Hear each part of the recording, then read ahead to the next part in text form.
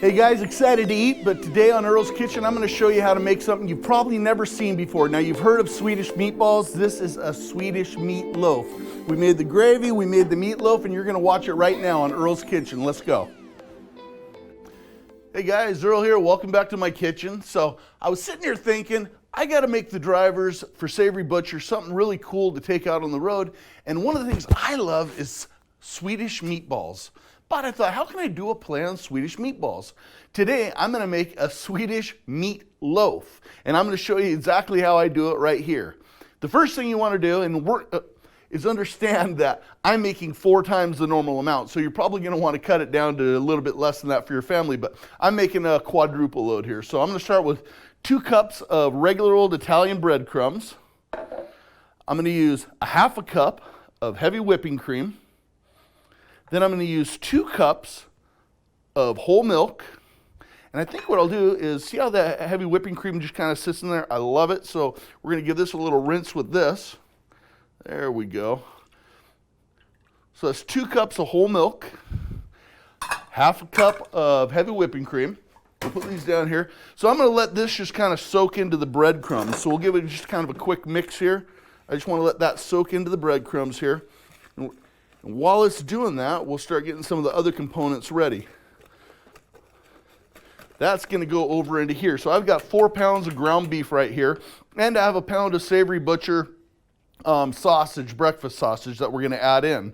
I've also got 4 cloves of garlic that's been chopped really fine, and 1 whole yellow onion, as well as some fresh parsley. And there's probably about half a cup of fresh parsley here.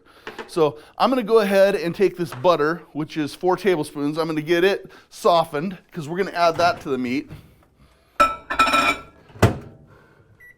About, I'd say 30 seconds. And then we're going to add 2 tablespoons of olive oil to the meat as well. And this is just kind of works with all the different binders and everything that we're going to be incorporating in here. So we got 2 tablespoons of olive oil. These breadcrumbs, look at this. See how they're soaking up that milk and cream? Look at that. Now it doesn't look like you're going to want to have a bowl of it for breakfast, but it's not too shabby either. So we got our butter here. That's pretty well melting down. So we'll throw that on top of the meat. 4 tablespoons of butter. We're going to add a teaspoon of allspice to the meat here. Just going to kind of get that. Allspice is one of those fun spices. It's got so much flavor to it. It really, really shapes the meat dynamic. We'll add a teaspoon of black pepper, and we'll add a teaspoon of salt.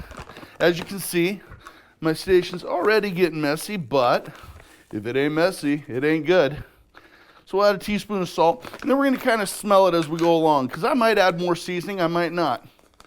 In the meantime, this is starting to set up, so we're going to bust 4 eggs over here into this slurry. This is going to help with the breadcrumbs and the binder. So we'll put 4 eggs in there. So if you were doing a quarter of this recipe, which most of you will probably do at home, you'd only use 1 egg, right? But we're using 4. Get those going right there. And break those down. Get them mixed in to these breadcrumbs.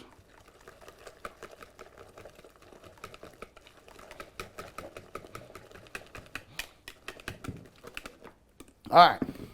Next, we're going to add the garlic. 4 cloves of garlic that I've crushed down. And let's add some of this fresh parsley. And again, it's about a quarter of a cup, but we're going to put that in there. Yeah, what the heck, we'll throw it all in. And we got a whole onion that has been chopped up nice and fine. And a pound of Savory Butcher sausage to go on top of the Savory Butcher hamburger. Now I am using 2 pounds of 93.7 and 2 pounds of 80/20 hamburger. Something that I had here to make the meatloaf. 80/20 is going to kind of add a little bit on the binder. I got the oven back there heating up to 350 degrees. This 4-pound meatloaf's probably gonna take about an hour to an hour and 20 minutes to cook. But the slurry, it looks like cream of wheat, doesn't it? This is where getting messy gets fun. So we're gonna pour that on top of all this here meat. Man, look at that. Okay, I'm gonna have to grab a bowl scraper because we do not want to miss out on any of this. So let's go with right here. Oh my gosh. You know, some people might want to throw on gloves for this. Me, I just wash my hands really good and we're gonna get right into it. And trust me, it is going to taste delicious. All right, now the hard part. We are going to mix all of this together. And we're gonna mix, and it's gonna take probably, 5 minutes or so of good mixing to get this all incorporated. And again, this is Swedish meatballs, so this is how I make Swedish meatballs at home. Obviously, I don't use this much for my home cooking, but this is the recipe, and I'd be making just meatballs with this. But today, we are going to make a meat loaf.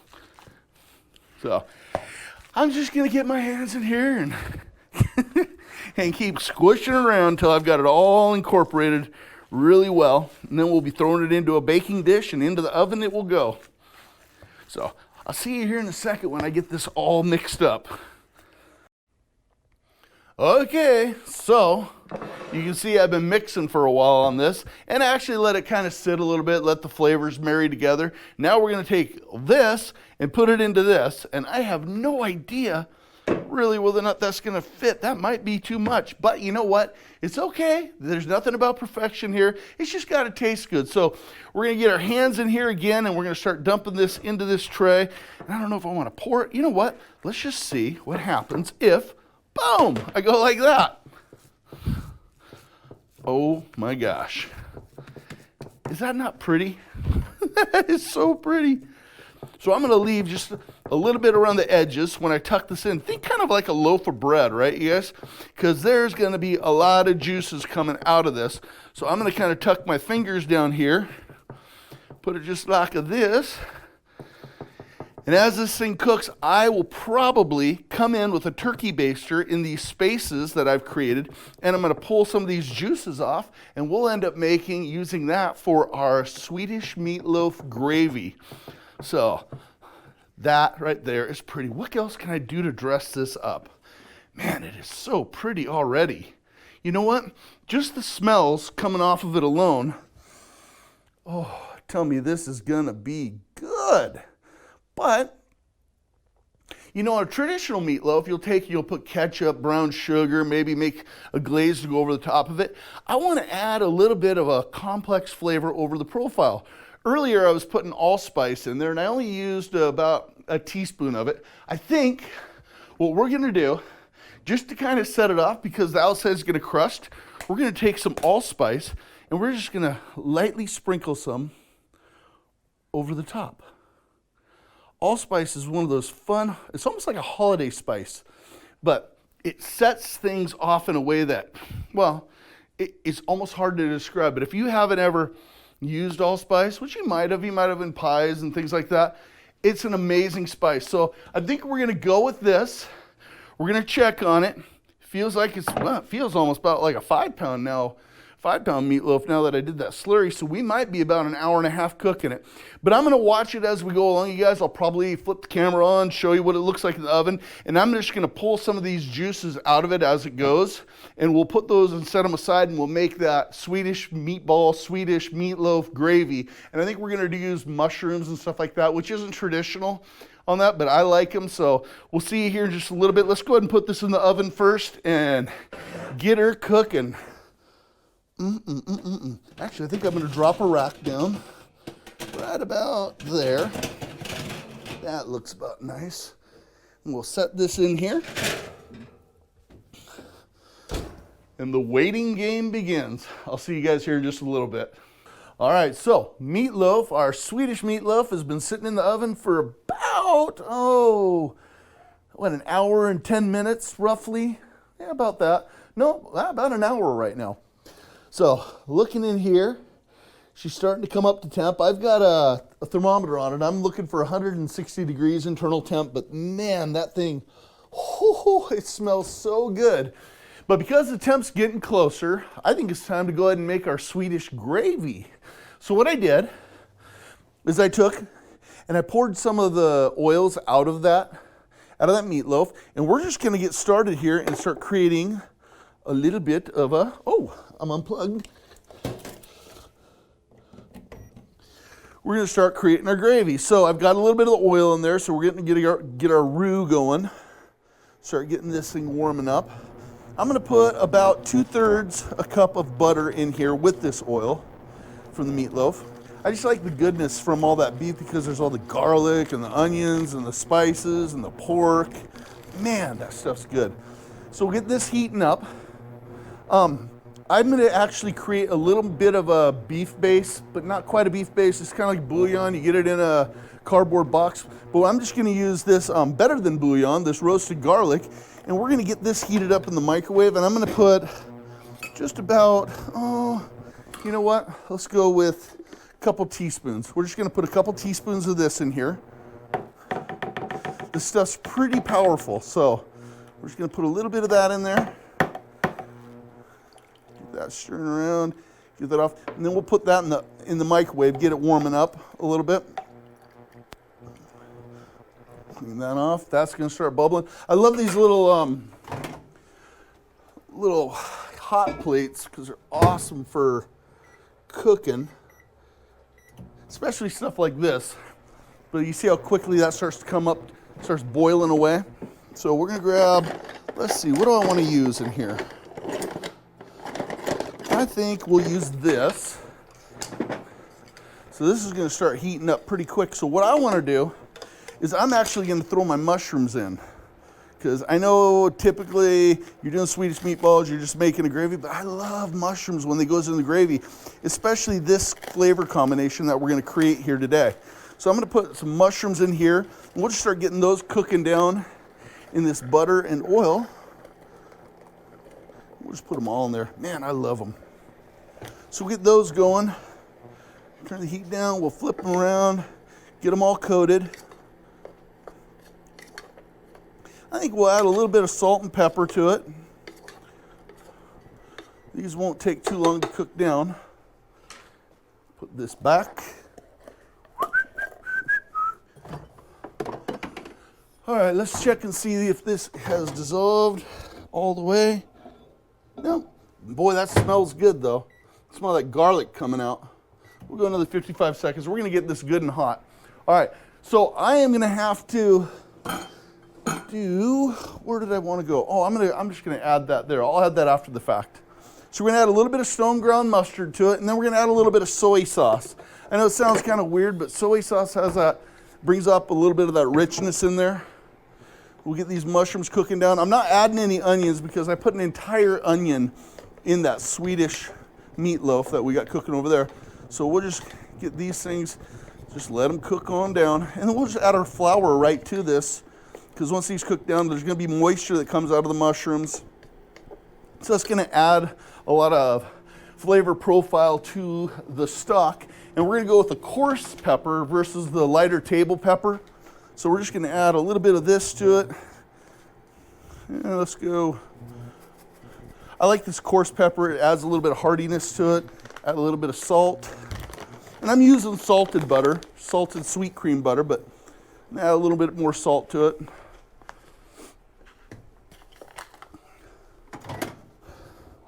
All right. Man, that smells good. So it's just like a broth that you get. You can get beef broth, chicken broth, turkey broth, bone broth. I'm just going to use a roasted garlic broth in this, and that'll actually thin out my gravy as I go, because I'm going to put the heavy cream in there, so that's going to add that nice creamy texture to the gravy.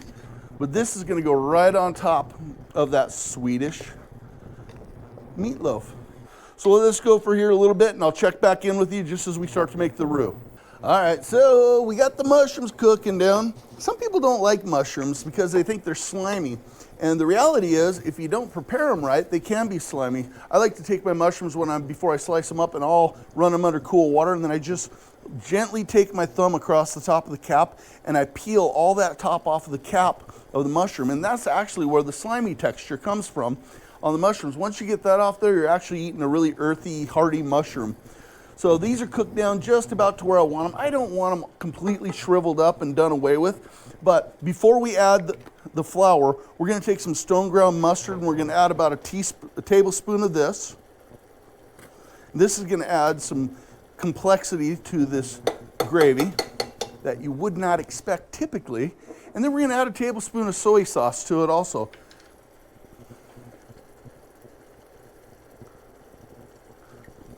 Right there. All right. Get that mixed in. And then we're going to start adding our flour. I'm going to turn the heat down just a little bit on this induction cooker.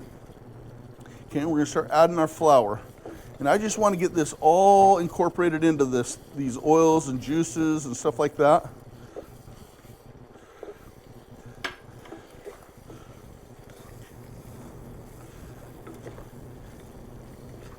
And that's going to create a nice roux. And I'm going to let that just start to bubble up a little bit. And then we'll start adding our stock to it, followed by our cream, and we will be set. Man, you can smell that mustard coming up. Funny thing about cooking mustard, man, that stuff is good. All right, so I'm looking for, this is where people always screw up with gravy. They'll make the roux, but they won't cook the roux down long enough. So if you actually look down here, you'll see this roux starting to bubble up in here. See right around the edges there? Oh, that's exactly what I want it to do, but I want it to do it all the way through it. And then I'm going to add my stock to it. Once this is all bubbling, then I know everything's incorporated.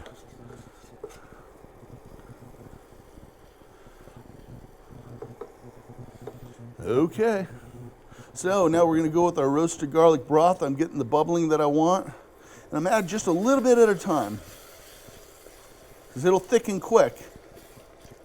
A little bit more, and a little bit more. I just want to make sure I'm getting it all mixed together.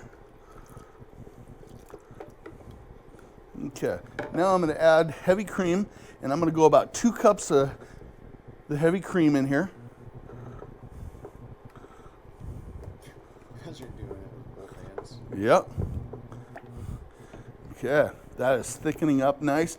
Now I can kind of judge how much I want to put in. Look at that. Look at that color change. Ooh, the smell coming off is good. And this is going right on that Swedish meatloaf. So if you're making Swedish meatballs, this is exactly what you do. And you throw your meatballs in here. And you serve them over pasta or over rice or on top of sliced beef. Look at that, you guys. And bam, you've got a perfect gravy. Whew. Now, I get to do something that most people wouldn't typically do, but because I just added some cold cream, oh, that's good. That is good. So we're going to turn this down, and we're just going to let it simmer. I might add just a little more cracked pepper. Actually, that flavor is really good. It's just coming off just like Swedish meatballs. This stuff would mix great with pasta, but we're going to wait just a little bit, and when I pull out that meatloaf, we're going to pour it over the top, and bam, we're going to be eating. So I'll see you here in a few. All right, we are back in my kitchen, and we've got Mike here, CEO Savory Butcher. He has been waiting all day to try this Swedish meatloaf, first time ever, and we have just hit temp in the oven, so I'm going to pull her out. Oh my gosh, that looks good. I can smell it. You need to be able to smell it. So I told you it's probably going to take about an hour and a half. It actually took about 2 hours to cook this because of its size. But all I did was make sure that it hit 160 degrees internal temp, and we are good. Look at that, the juices on it. So, Mike. What is all this here? This is all the juices coming out. So, about an hour and a half, I actually took this out and I poured the juices in so I could start the roux for the gravy so that we actually have the juices from this in there.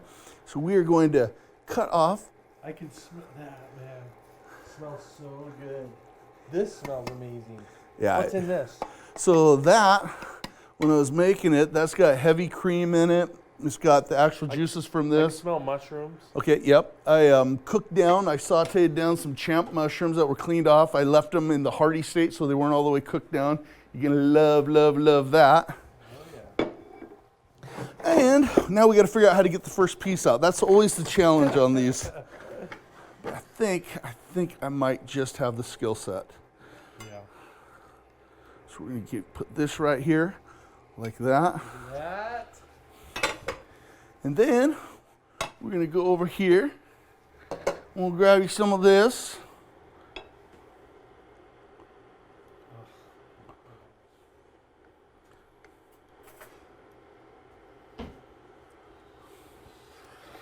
Look at Use your that. fork. Now it's gonna be hot.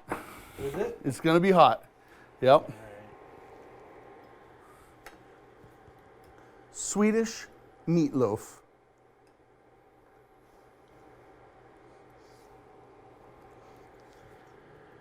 It is hot. But it is good. I'm gonna get Really good. another slice ready to roll because I know So this has a lot of cream in it? yeah, there's a lot of cream in it. Made a basic roux with flour and all of that. Gosh.